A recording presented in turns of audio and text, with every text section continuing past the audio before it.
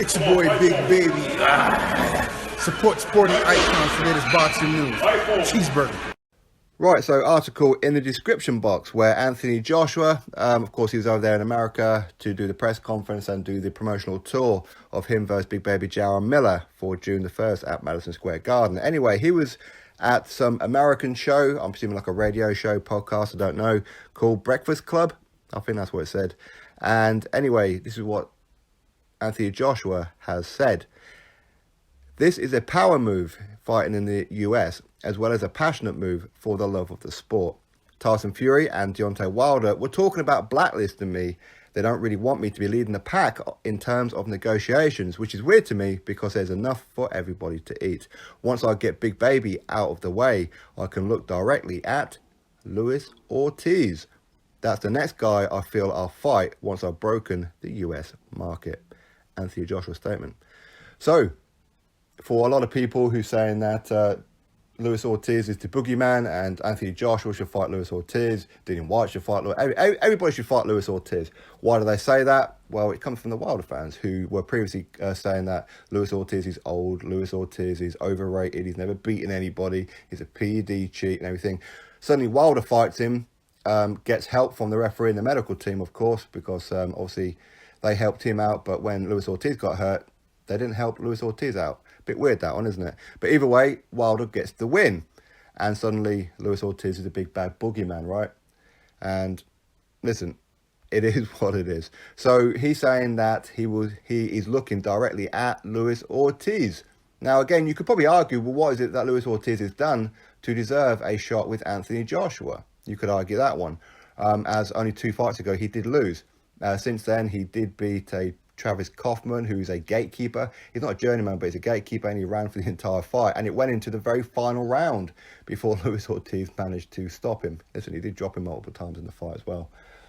He beat Razvan Kajanu, and I forget the other guy that he fought, whatever it may be. Oh, sorry, he hasn't, and he's going to be fighting Christian Hammer soon. So if you just look at those 3 names, is that worthy of an Anthony Joshua fight? No. But there again, Wilder fans will say the complete opposite. No, he's ducking if he don't want the fight. Well, Deontay Wilder fought Jason Gavin to get his world title shot. So go figure, I suppose. But listen, it's an interesting fight, that's for sure.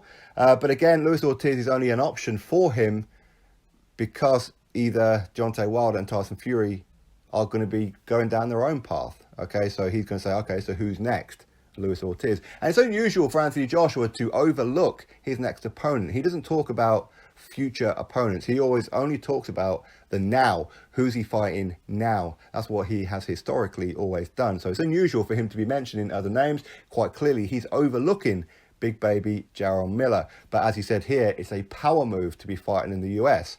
In other words, build the brand. That's what it's all about. And for him to be talking about Luis Ortiz, this would suggest to me he's going to fight in America again after. Okay? So, again, go back to my video a few days ago when I said how the UK now lost Anthony Joshua to America, like we do with so many British fighters. Okay? They do well here, they build like a bit of a name, then ultimately bugger off to America for the lure of the American dollar. Okay? And the star power, listen, okay, it is what it is. You can't blame anybody for going anywhere and earning more money. But ultimately, Joshua has been leading the pack here. He's resurrected, along with many others, of course, UK boxing. But then to just abandon it and go abroad in America, not really good look when we're probably going to be fed the odd special event. That's how it will be built. Anthony Joshua returns to the UK for the first time in 2-3 years and has a fight and then disappears again for another 2-3 years, okay? I don't want that kind of situation. He built the brand in the UK. His arse needs to be staying in the UK unless absolutely necessary. But, of course, I don't begrudge him going to America. He should. He's world champion. He should go to Africa. He should go to Asia. He should go to different kinds of places, that's for sure. But to mention Luis Ortiz, as I said, what is it that Luis Ortiz has really done to earn the shot? Cast your minds back to when Anthony Joshua defeated Vladimir Klitschko. He picked up the WBA title, okay, which was vacant. Luis Ortiz was mandatory for the WBA, so that meant Luis Ortiz was next in line to fight the winner of Klitschko and Anthony Joshua. Ultimately, it was Anthony Joshua. But again, look at the facts. he was already IBF champion when he fought Vladimir Klitschko. And when he already fought Vladimir Klitschko, he already had an IBF mandatory, which was Kubrat Pulev. So, rule state, because that's the title you had before you collected the other one, you fight your mandatory first. Then the WBA one was second. In other words, Luis Ortiz was second. I know a lot of people going with the narrative that Anthony Joshua avoided Luis Ortiz. He didn't avoid him, okay? He had to fight Kubrat Pulev for his IBF mandatory, which then turned out to be Carlos Takam, who was next in line after Pulev got injured. But Eddie Hearn, a lot of you guys will remember the interview where he says about this whole situation, we're fighting the IBF mandatory next, which was Kubrat Pulev, and Luis Ortiz can fight on Joshua's undercard if he wants. If not, then wait. Either way, you will be next. We'll even send you a contract if that's what you want. Luis Ortiz didn't want to do that. He wanted his title shot now, then went to go fight Deontay Wilder.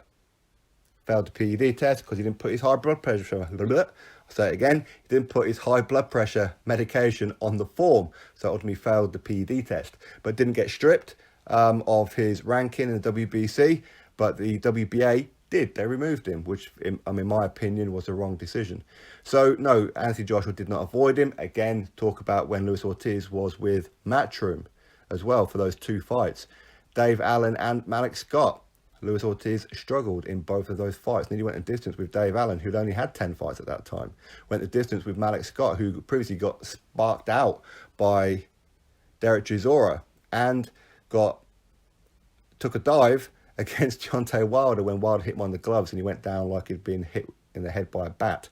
Okay, so people say that he should have fought Anthony Joshua then. No, he shouldn't have, because first of all, he wasn't ranked high enough on the IBF, which was the only title that Joshua had at that time, and his performances were weak. People weren't interested. People weren't buying into Luis Ortiz, which was a shame. But anyway, fast forward to today. This is the situation. Is Luis Ortiz the next best option after Jarrell Miller? Well, you know what, you decide. For me, of course, we would rather that he was to fight a Dillian Whyte, for example, if you can't get Wilder Fury. But Dillian Whyte, he's going the WBC route. Obviously, he's been ordered to fight Dominic Brazil for the mandatory. In other words, he's entitled to a title shot of the WBC. Ideal scenario, he wins the WBC title, then goes fights Anthony Joshua for undisputed, right?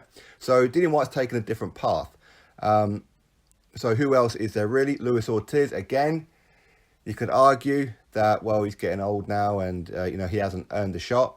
Correct, but it shuts up a lot of people. It really does.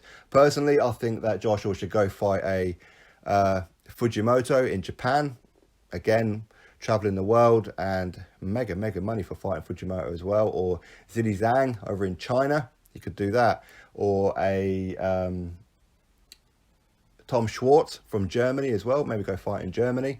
Because there's Otto Wallin from Sweden. So there's plenty of undefeated and big names around where he can travel the world. He doesn't have to, if he's not going to fight in the UK, he must fight in America. It shouldn't be that way. He's world champion.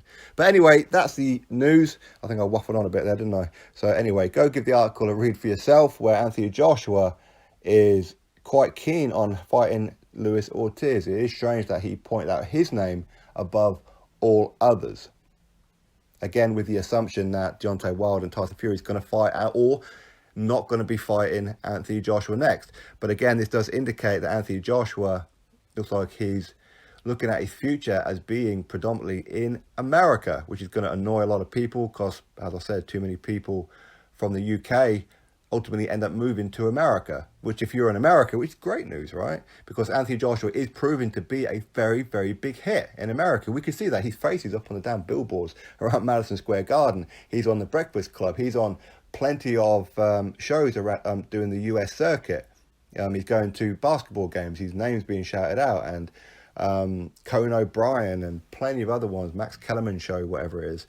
So his name is being built, and listen, I don't blame him for fighting America, just as long as he doesn't turn his back on the UK or drip feed us the odd fight here and there. For me, he needs to have more fights in the UK than he does anywhere else. Again, that's me being a selfish, biased Brit.